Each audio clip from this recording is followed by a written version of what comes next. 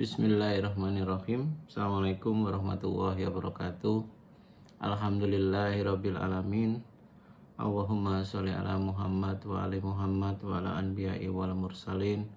Saudara-saudaraku yang dimuliakan oleh Allah, kita lanjutkan memahami ayat-ayat Al-Quran dengan menggunakan kecerdasan kolbu, karena menurut saya Quran itu memang diperuntukkan untuk difahami dengan kolbu, agar kemaknaan daripada Al-Quran itu betul-betul terasa, dibanding kita hanya mengandalkan dengan otak.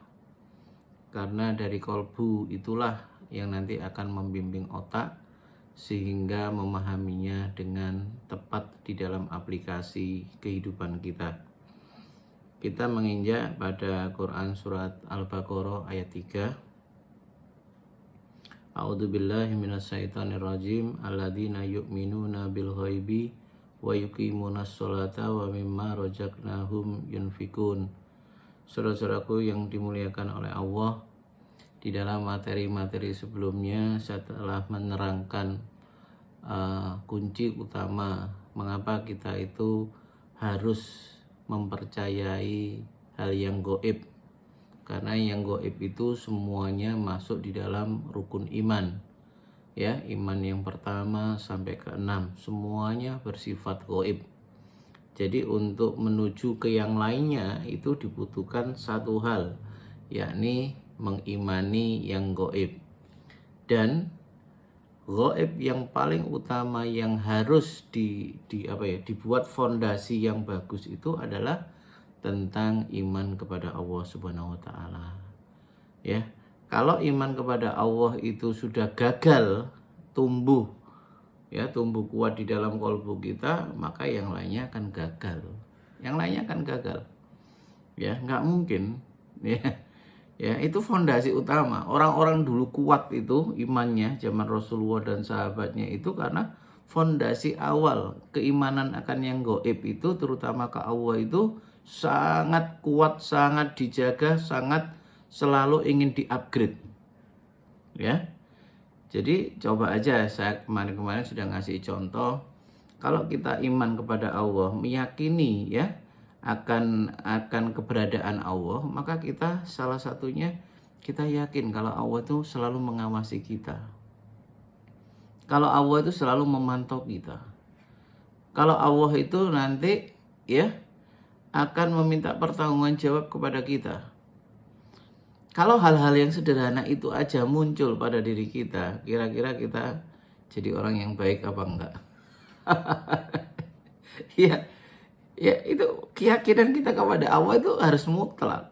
Kita seringkali ingatnya sama Allah itu mungkin pas sholatnya itu aja juga nggak jelas ya, sejauh mana kita bisa mempertahankan ya kesadaran kita untuk menghadap Allah. Ya, jadi kita itu sebenarnya kalau kita ukur dalam setiap hari itu, kita itu sedikit sekali ingat sama Allah. Ya, dipanggil adzan, oh ya ingat adzannya ya, oh iya saya disuruh sholat ya. Tapi kesadaran itu adalah sebuah panggilan Allah yang menjadikan peluang kita untuk bermesraan dengan Allah, berdialog dengan Allah ya. Menyampaikan mungkin kesulitan-kesulitan kita dalam hidup itu mungkin tidak ada. Ya, itulah namanya kesadaran di tingkat otak, bukan di tingkat kolbu. Saudara-saudaraku yang dimuliakan oleh Allah, pada saat kita itu mengimani gaib yang pertama Allah, ya. Lalu kita mencoba harusnya cross check dengan kolbu kita. Sejauh mana ya memang saya itu ingat sama Allah ya? Di dalam kesepian, di dalam keramaian, di dalam pekerjaan, ya sejauh mana kita itu ingat sama Allah. Kita bisa lihat ya, atau paling gampang di dalam jurnal itu salah satunya dikatakan bahwa untuk melihat ya sejauh mana orang itu berkualitas itu ditentukan, salah satunya ini unik ya, waktu senggangnya itu digunakan untuk apa? Ya. Kalau kita waktu senggangnya itu digunakan untuk ngaji, untuk zikir, ya, untuk berdoa, wah itu istimewa itu, ya istimewa sekali. Ya, jadi ini baru waktu senggangnya loh ya, yang dinilai. Belum lagi waktu sibuknya. Waktu sibuk itu seiling Gusti Allah enggak ya? Seiling bahwa saya bisa berpikir seperti ini itu karena rahmat Allah, nikmat Allah. Pernahkah kita menyebut subhanallah, masya Allah, atau bahkan berdoa yang lebih komplit lagi, ya Allah, alhamdulillah, Kau berikan aku kesehatan, Kau berikan aku pemikiran ya Allah, bisa mampu untuk berpikir, terutama mengingat-Mu ya Allah. Ya Allah, sempurnakan nikmat ini ya Allah, menjadikan kecintaanku kepadamu dan menjadikan aku lebih mampu melaksanakan amanah-amanah-Mu ya Allah.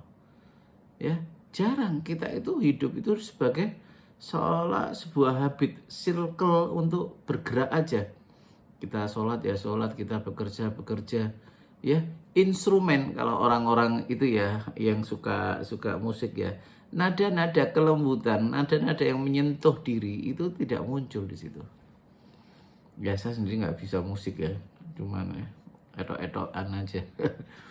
Jadi kembali lagi bahwa gaib yang utama itu harus dimunculkan. Coba kita tanyakan sama Allah lewat kolbu kita, ya Allah, ya dalam satu hari ini saya ingat Allah itu seberapa? Kira-kira kalau saya diingatkan nama Allah, diingatkan ayat-ayat Allah, kira-kira saya bisa menerima dengan benar apa enggak? Dengan baik apa enggak? Bahkan sampai bisa menangis.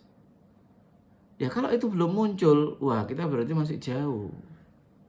Ya, kita masih jauh. Harusnya kita coba lagi. Ya, kita coba. Bahkan kita berdoa, ya Allah, maafkanlah aku ya Allah. Astaghfirullah wa atubu ilaihi. Ya Allah, maafkanlah ya Allah jika aku sampai detik ini belum menyadari ya Allah kehadiran-Mu di dalam kehidupanku ya Allah. Ya Allah, ampunilah aku ya Allah. Ya Allah, aku menginginkan untuk dekat dengan-Mu ya Allah, untuk mencintai-Mu ya Allah. Ya Allah, aku inginkan ya Allah hidup ini di dalam ridho-Mu ya Allah.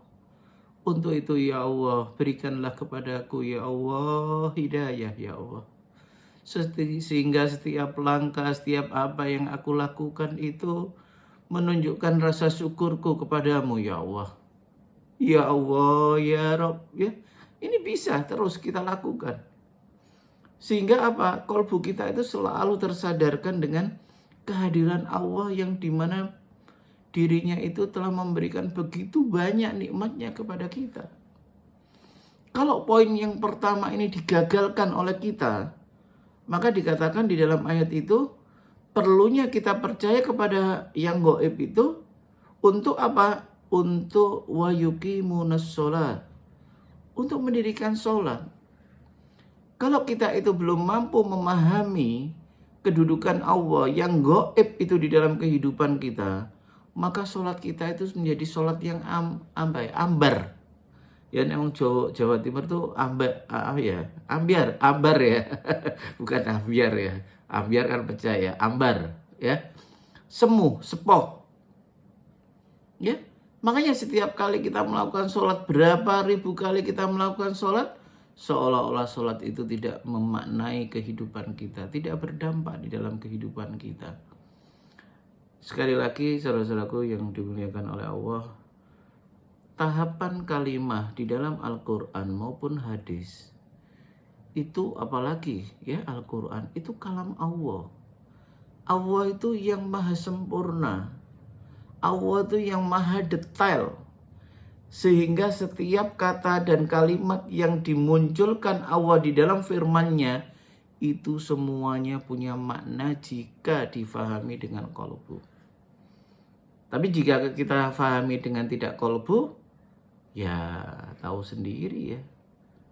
Ya, yang penting ini apal rukun iman, rukun yang gaib itu rukun iman salah satunya ya, percaya kepada Allah, malaikat, rasul, kitab, kiamat, qada dan qadar ya. Dan itu tidak akan membuat tahanan ya. Orang yang menghafal, orang yang bekerja di otak itu tidak bisa menjadi rem buat dirinya, kontrol buat dirinya untuk melaksanakan aturan Allah. Tapi kalau kita itu memahaminya dengan qalbu, maka qalbu itu nanti menjadi rem, menjadi spion, menjadi setir ya, menjadi semua alat yang menjadikan otak kita bekerja dengan benar. Sehingga setiap apa yang kita lakukan itu penuh dengan makna. Sehingga apa yang kita lakukan itu sangat disukai oleh semua orang. Apalagi orang-orang yang sama-sama memiliki keinginan untuk mencintai Allah. Jadi saudara-saudaraku yang dimuliakan oleh Allah, sholat itu sesuatu yang saya katakan memang gerakannya real, tapi pemaknaan daripada sholat itu juga abstrak, juga gaib. Kalau kita tidak memahaminya dengan benar, fase pertama tadi, maka kita tidak akan menikmati. Kalau sholat itu yang kita hadapi itu adalah Allah. Allah nggak kelihatan.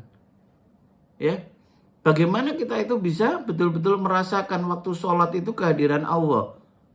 Bagaimana kita merasakan waktu sholat itu Allah itu menyaksikan kita? Bagaimana saat kita itu mengucapkan ihdinas siratal mustaqim, ya Allah tunjukilah aku jalan yang lurus. Di mana di situ kita berdialog kepada zat yang menguasai kehidupan kita dan alam ini, dan Allah akan berusaha memberikan cara yang tercepat, yang tertepat bagi semua orang sesuai dengan keadaannya. Kalau kita tidak memaknainya, maka kita tidak akan bisa mampu mengucapkan ihdinas siratal mustaqim itu dengan sebuah kesungguh-sungguhan. Jadi yang kita lakukan itu cuma sepoh, ihdinas siratal mustaqim siratal ladzina an'amta 'alaihim ghairil maghdubi 'alaihim. Ya. Padahal di situ itu Allah itu memberikan sebuah kesempatan. Kata Allah, kata Rasulullah dalam hadis kutsinya, bahwa di dalam sholat, di dalam Al-Fatihah itu ada dua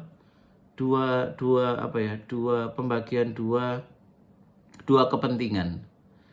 Ya, kata Allah, pada saat orang itu mengucapkan kalimat iyyaka na'budu wa iyyaka nasta'in, itu berarti antara Allah dan hamba. Tapi pada saat orang itu mengucapkan mulai bismillahirrahmanirrahim, alhamdulillahirabbil alamin, arrahmanirrahim, maliki yaumiddin, itu kata Allah semuanya untuk Allah. Yang dikatakan Allah, hambaku menyanjungku, Allah, hambaku memuliakanku. Tapi pada saat iyyaka na'budu, kata Allah, ini adalah antara aku dan hambaku. Pada saat ihdinas siratal mustaqim, kata Allah, itulah ya hak daripada hambaku untuk aku wujudkan. Ya. Apalagi siratal mustaqim, siratal ladzina an'amta 'alaihim ghairil maghdubi 'alaihim waladdallin, amin. Jalan yang dimana setiap kali kita datang, setiap kita jalan, setiap kali aktivitas, hanya kenikmatan-kenikmatan yang kita dapatkan. Lalu bagaimana kita bisa mendapatkan itu kalau kita tidak memahami saat sholat itu kita itu menghadap pada zat yang memang menguasai kehidupan kita. Pada zat yang memang seharusnya kita butuhkan. Dan waktu sholat itu adalah waktu yang terbaik di mana seorang kekasih itu bertemu dengan kekasihnya. Seseorang yang punya persoalan menghadap kepada zat yang memang hanya beliau, hanya dialah yang bisa menyelesaikan.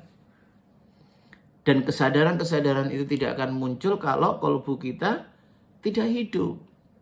Makanya fase di mana di situ di dalam Quran surat Al-Baqarah ayat 3 tadi, kita harus mencoba untuk mengimani yang gaib tadi. Kita harus, ya. Kalau belum, kita tanya pada kalbu kita, caranya apa? Ya kita terus tobat. Kita harus mensucikan diri kita. Sampai betul-betul kita merasakan bahwa kita itu betul-betul sangat memerlukan Allah. Kita sampai sadar bahwa Allah itu memperhatikan kita. Ya, sampai kita merasakan apa yang menjadikan itu memang harus terwujud. Satu contoh saat sholat, satu contoh saat doa. Kita sadar nggak di situ? Kita itu berdoa kepada Allah. Kita hanya mengandalkan, ya, hanya Allah yang bisa menolong kita. Apakah kelembutan kita muncul saat doa? Apakah kalimat-kalimat kita yang muncul saat doa itu sudah tepat? Apakah kita bisa menangis saat kita itu menyaksikan kemahabesaran Allah, nikmat yang Allah berikan kepada kita, dan atas dosa-dosa kita. Saudara-saudaraku, mari kita lakukan mulai tahap demi tahap atas ayat-ayat Allah yang memang diberikan kepada kita.